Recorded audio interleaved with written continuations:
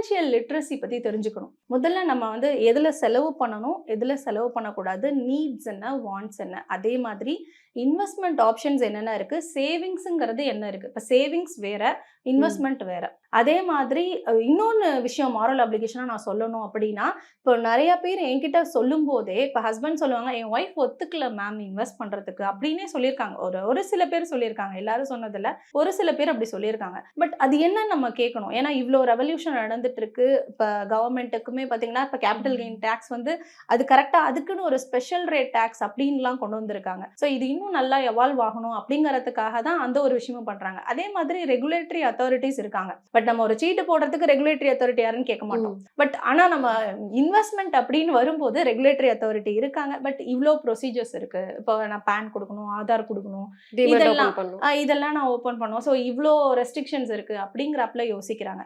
But ஒரு investment அப்படிங்கிறத நம்ம ப்ராப்பரா பண்ணணும் அப்படின்னா, இதெல்லாம் நம்ம கேஒய்சி அப்படிங்கிற ஒரு விஷயம் பண்ணா தான் நம்மளால மியூச்சுவல் ஃபண்ட்ல இன்வெஸ்ட் பண்ண முடியும்.